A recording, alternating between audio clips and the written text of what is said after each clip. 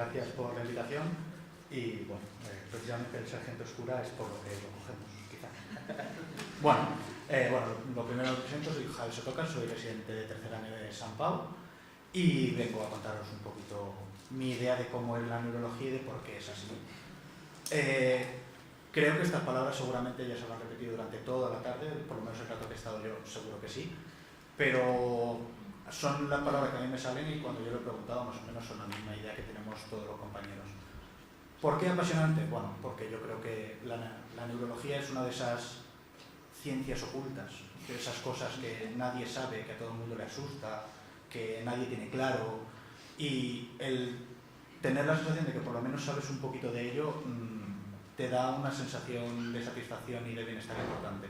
Emocionante porque, bueno, podéis, claro, si estuvieran los cirujanos me insultarían seguramente, pero a mí me parece muy emocionante tener pacientes que no sé qué tienen y que te cuentan una cosa y que después de explorarlos sabes que tienen. A mí personalmente me resulta estimulante. La innovación permanente, luego lo explicaré también, que puede ser un pro o una contra según se mire, pero a mí es algo que me parece, bueno, es algo que seguro que es una característica de la neurología y que a mí me parece algo muy interesante. Y luego que es arte. Yo tengo un adjunto veterano que siempre dice que en la neurología hay parte de medicina y parte de arte y que depende quién y depende cómo lo mezcla de una manera o de otra. Pero yo creo que una parte de arte la tiene y eso, bueno, a mí me gusta. Y lo de que estamos en la puerta de una revolución, que lo vuelvo a poner aquí, es que estoy convencido de ello. O sea, la neurología en los últimos 10 años ha cambiado más que en los anteriores 50 y estoy seguro que en los próximos 5 cambiará más que lo que ha cambiado en los últimos 200. ¿Por qué? Porque tenemos una serie de cosas que antes no teníamos y ahora sí. Por ejemplo, la neuroimagen funcional. La neuroimagen funcional es lo más parecido a abrir cabezas y mirar el cerebro cómo funciona. Y es algo que seguro que nos va a dar una cantidad de créditos brutales. Puntos positivos de la especialidad.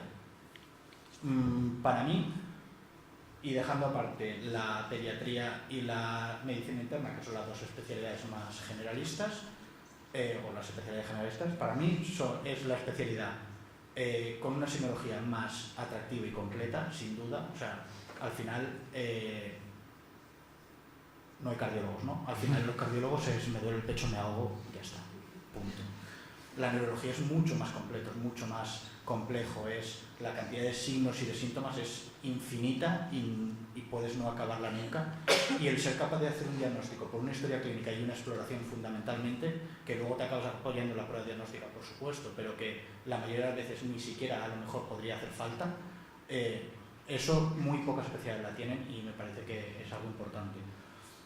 Que son equipos multidisciplinares, que muchas veces la patología que afecta al cerebro o al nervio periférico es una patología que también afecta al músculo, que afecta al pulmón, que afecta al corazón, que afecta a otros sitios, y estos equipos multidisciplinares y esta patología conjunta a mí es algo que me parece interesante. Que es igual, repito lo que decía antes, quitando la pediatría y la medicina interna, yo creo que es la especialidad más amplia y diversa que hay.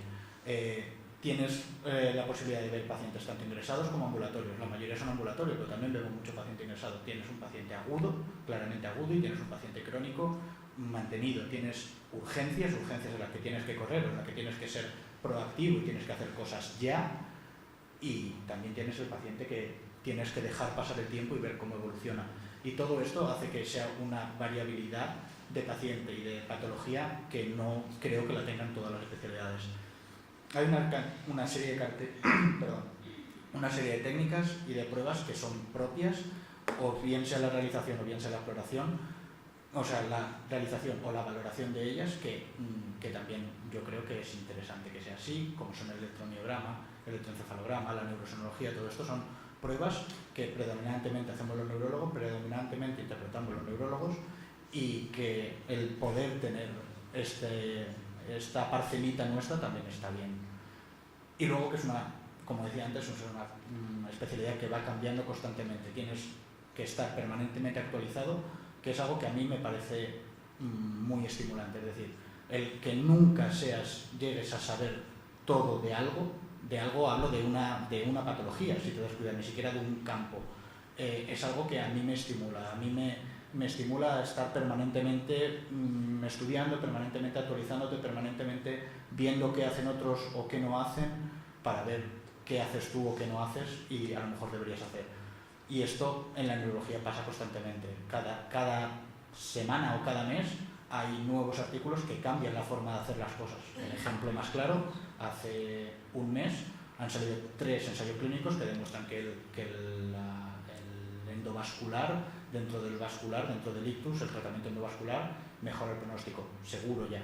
Algo que hasta ahora sí, no, sí. Ahora hay 3 ensayos clínicos de diferentes características, pero con este objetivo común que lo demuestra. Y esto hace un mes, es decir, de hace 3 meses a hace un mes, tenemos un cambio en el paradigma de la neurología, porque es un cambio en el paradigma completamente. Yo creo que esto es interesante y a mí por lo menos me parece muy estimulante. ¿Puntos negativos? Bueno, lo que decía Miquel antes, aquí sí tenemos guardias y las vas a tener durante la residencia y las vas a tener como adjunto y las vas a tener probablemente hasta que tú quieras dejar de tenerlas, pero es una realidad. Y por lo general son guardias duras. No creo que, obviamente, no llega a la dureza de una guardia de medicina interna, pues obviamente no, pero yo creo que somos la especialidad que más acude a urgencias a valorar pacientes, por lo menos en mi hospital y por la experiencia que yo tengo en la mayoría de los hospitales. Con lo cual, tenemos un volumen de pacientes grande. El que sea una especialidad que muchas veces da un poco de miedo o es un poco una gran desconocida, hace que acabes valorando muchos pacientes y hace que las guardias sean duras. La posibilidad de sentirse frustrado es un punto negativo importante que hay que valorar. Muchas de las cosas que vemos es neurodegenerativo y como la palabra indica, quiere decir que esto normalmente no va a ir a mejor. Y esto es algo que tenemos que tener claro y que tenemos que saber lidiar con ello. No es fácil lidiarlo tú y no es fácil compartir esta frustración con el paciente o con los familiares del paciente. Pero es algo que existe y que tenemos que saber. Bueno, tenemos que saber que existe y tenemos que saber que es uno de los grandes puntos de toque de nuestra especialidad, yo creo. Otra de las cosas importantes como punto negativo, bueno, que si queréis algo que sea manual, algo que tengas que hacer algo con las manos, yo lo que más hago con las manos en mi especialidad son punciones lumbares o las poquitas pruebas diagnósticas que hacemos. Y esto, si realmente tienes ganas de hacer cosas con las manos, puedes quedarte un poco cojo. La necesidad de actualización permanente, para mí, ya he dicho antes, que para mí es algo positivo, pero se puede ver también como de una forma negativa. Realmente, si quieres una especialidad cómoda, la neurología no lo es. No lo es porque necesitas estar al día y si no lo estás vas a tratar mal a tus pacientes. Es algo que no creo que queráis. Y luego, algo que en la situación laboral que nos movemos a día de hoy y que ya veremos hasta cuándo nos movemos, algo que también yo creo que es un punto negativo es que no hay un fácil acceso a una medicina privada. Igual que la mayoría de las especialidades quirúrgicas, o no os digo dermatología o probablemente oftalmología, sí que tiene una salida relativamente sencilla y habitual a la medicina privada, la neurología no es así.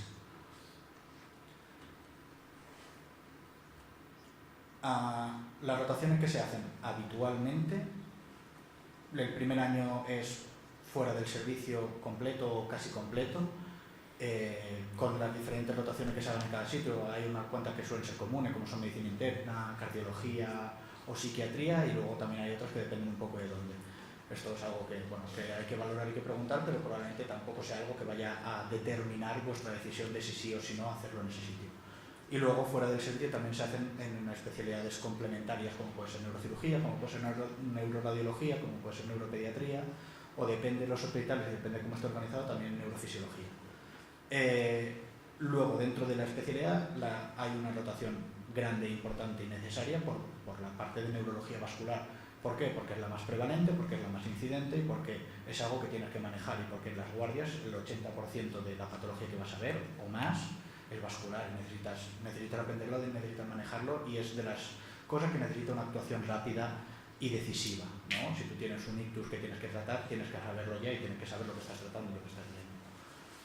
Dentro de esta rotación, habitualmente hay una parte de formación en neurosonología, en el duplex, que además esta parte de formación solo lo hacemos nosotros. O sea, el duplex de tronco supraórtico sí que a veces también se comparte con radiología, pero el duplex transcraneal habitualmente solo lo hace el neurólogo. Y el tema del endovascular que comentaba antes, esto a día de hoy y desde ya es algo determinante y fundamental que yo creo que a la hora de elegir dónde hacer la especialidad hay que saberlo y hay que contar mucho con ello. En un sitio donde no se haga endovascular, bueno, hoy en día yo creo que es estar un escalón por debajo de los sitios donde sí se hace, y eso es algo que hay que valorar. Y luego está la diferente rotación por unidad. Bueno, por supuesto está la rotación por la sala de no vascular, por la planta de no vascular, que es bueno, todo lo que ingresa y no es vascular, aunque habitualmente también tiene pacientes de vascular. Y luego las diferentes rotaciones por unidades, que están organizadas depende cómo y depende en los hospitales, ¿no? Que habitualmente es memoria, movimiento, neuroinmuno múltiple, neuromúsculo, epilepsia. Esos son más o menos las comunes y habituales. Y luego depende de hospitales, pues hay cefalea, hay neurooftalmo, hay neuroonco, hay neurofisio, depende cómo, si no lo haces en las otras diferentes especialidades. Bueno, hay hospitales que rotan por anatomía patológica, hay hospitales que rotan por el ambulatorio. Bueno, esto es algo que también es interesante saber y enterarse a la hora de decidirlo, pero las comunes y las más frecuentes son esas, y luego está la rotación externa, que yo para mí también creo que es algo muy, muy importante. Fundamentos para elegir hospital. Como yo no soy nadie, lo que he hecho es tomarlo prestado de alguien. Y en el Diario Médico, el 18 de febrero, la doctora Paula Jiménez, que es la coordinadora del curso Mira Asturias, que lleva muchos años haciendo esto y además también es tutora de residentes de onco del Hospital Central de Asturias, decía que estos son los elementos fundamentales a la hora de elegir hospital, y cuando lo leí realmente me pareció muy coherente y estoy de acuerdo. Con lo cual dije, pues mira, qué rotaciones se hacen cada año, el número de guardias, tanto de especialidad como de urgencia que se hacen, si se libran, si no se libran, qué calidad de guardias tienes, cosas que a lo mejor son un poco así, pero cómo de vendido estás en las guardias. O sea, no es lo mismo que tengas un adjunto contigo todo el tiempo que estés tú solo. Si estás tú solo y tienes al adjunto para llamarle, te cogen el teléfono y te hacen caso o pasan de ti. Estas son cosas importantes que hay que saber. Número de residentes que hay, tanto por año como en total, y el número de adjuntos o el número de staff que hay, porque aquí, por ejemplo, también hay un tema importante, que es en muchos hospitales terciarios también hay becarios. Y estos becarios, depende de dónde, pueden llegar a ser no pueden llegar a ser un problema, pobrecitos, están buscándose la vida como todos, pero para tu formación puede ser un problema, porque puede ser que cuando tú vayas a hacer un duplex es que lo está haciendo el becario, cuando tú vayas a hacer un MG es que lo está haciendo el becario, con lo cual te quitan parte de esa formación si es excesivo el número de becarios. Es algo que yo creo que también hay que valorar. La posibilidad de hacer investigación o no, luego la decisión será vuestra, pero si lo puedes hacer o no es algo importante. Obviamente, y es fundamental, la docencia que se haga, la supervisión, la formación. Estoy muy de acuerdo con lo que decía Miquel. Como R1 no te deben, o como R2 no te deben dejar solo haciendo las cosas, pero también es cierto que como R4 te deben dejar volar un poco solo, porque si no, nunca llegarás a saber qué es volar solo antes de estrellarte. Y yo creo que tiene que ser una cosa normal. Esto de la memoria científica, que es al final el número de publicaciones que hace tu servicio, es algo importante para saber qué grado de brillantez o qué grado de importancia tiene tu servicio. Bueno, es algo que también se puede valorar. La distribución de tareas de responsabilidades, y luego algo que ya no decía, pero que yo añadí ahí en pequeñito, el ambiente de trabajo. Yo creo que el ambiente de trabajo que se respira es algo fundamental. Son 4 años de vuestra vida, pero son 4 años en los que muchas veces a lo mejor vais a estar fuera de casa, a lo mejor habéis renunciado a cosas por estar haciendo esta especialidad, y son 4 años, es decir, tenéis que estar contentos y tenéis que estar bien esos 4 años. 4 años de sufrimiento son difícilmente tolerables, con lo cual el ambiente de trabajo es un elemento fundamental a la hora de elegir la especialidad, por lo menos para mí. El ranking. Bueno, he hecho el ranking más o menos de una manera general, con una serie de cosas que sí que tengo bastante claro y otros que ya se puede entrar en discusión. Para mí, los 3 primeros hospitales en cuanto a ranking son estos 3, y por unas cosas o por otras serían modificables en el orden. Yo lo he puesto así, pero porque para mí hay ciertas cosas de unos y de otros que me hacen ponerlo así. Por ejemplo, en mi hospital ahora mismo no tenemos endovascular, y eso es algo importante, mientras que en el Valdebrón o en el Clinic sí, pero a cambio en mi hospital hay rotación por todas las unidades. O sea, tu tercer y cuarto año prácticamente es todo por rotación por unidades, y haces 6 meses de planta, pero haces 18 meses de rotación por unidades, y eso es algo que a mí me parece súper importante y fundamental, mientras que en el Vall-d'Hebron o en el Clinic no se hace tan así. Entonces, bueno, estos tres podrían ser más o menos cambiables en cuanto al orden, pero para mí son los tres mejores. Y luego yo también he puesto otros que o bien yo vi en su momento y me llamaron la atención, o bien según lo que he ido sabiendo año tras año, o lo que comentan también compañeros o lo de que demás, que también me parecen hospitales importantes e interesantes, y que no solo sea concernientes a Cataluña o Barcelona, como son pues, el Clínico San Carlos, la FE en Valencia, el 12 de octubre, el Hospital de Donostia, el Marqués de Valdecilla de Santander, el Virgen del Rocío de Sevilla, o Carloti, que sí que corresponde a Cataluña. El número de orden que está aquí es el último con el que se eligió el año pasado, pero esto varía muchísimo. Por ejemplo, para que os hagáis una idea, el año pasado el Vall-d'Hebron fue la gran sorpresa de que no se terminó hasta casi un 800, cuando en los últimos 10 años no se había podido coger neurología con más de un 100. ¿Qué pasó? Buena pregunta, nadie lo sabe. Yo le he preguntado a ellos y ellos tampoco lo saben, no lo sé. Bueno, pero bueno, a lo que voy es que varían mucho los números, y que los números tienen que ser meros hechos orientativos, no tienen que ser algo que te excluya claramente, y que, como decía, creo que era Miquel antes, bueno, yo creo que es muy importante el tener una lista bien clara de tu orden de prioridades, y ese orden llevarlo escrito, porque además el día de elección del MIR no se piensa. O sea, cuando estás allí sentado no piensas, la cabeza no la tienes nada fría, y necesitas tener algo en lo que basarte, de ir tachando y decir, ¿cuál me quedo? Pues el que está antes y no está tachado, pues este, y ya está. Porque si tiene que en ese momento cambiar tu orden de decisiones, bueno, puede salirte bien o mal. Y para mí el gran consejo que me dieron y que a mí me quitó una ansiedad brutal fue tranquilo chicos, si hagas lo que hagas, tomes la decisión que tomes sobre la especialidad, sobre dónde la hagas, vas a estar bien, vas a estar contento, tranquilo. Quítate este grado de ansiedad. Y a mí esto me quitó ansiedad, que es algo muy fácil de decir, ¿no? Pero a mí me dejó tranquilo, porque, claro, tienes esta sensación de estoy decidiendo mi vida, y bueno, sí, estás decidiendo tu vida, pero que probablemente te va a ir bien, escojas lo que escojas, así que calma. Elegir la especialidad que os haga vibrar, que realmente cuando a mí por ejemplo, me sirvió mucho cuando yo me estaba estudiando el MIR, qué especialidad me apetecía ponerme a estudiar y cuál me mataba. Y parece una tontería, pero pueden ser datos subjetivos de que algo te gusta más o te gusta menos. El dónde hacerla va a influenciar por muchas razones. Si quieres o no quieres salir de casa, pareja, amigos, situación personal, financiera, yo qué sé. Pero bueno, hay muchas cosas a tener en cuenta. Mirad, y luego lo que decían antes mis compañeros también, mirad hospitales, preguntad, llamad, escribid, haced lo que... O sea, no tengáis duda en acercaros. Nadie os va a decir, paso a hablar contigo. Y si os lo dicen, pues mandarlos a la mierda y buscar las siguientes. Esto es muy sencillo. O sea, informaros y mirad allí, no solo que... El palpar un hospital es interesante, no solo lo que te cuentan o lo que te dicen, sino llegar, verlo y preguntar un poco allí y ver lo que te transmite el hospital. Y si tenéis dudas, siempre está la posibilidad de, oye, mira, yo qué sé, tengo dudas de...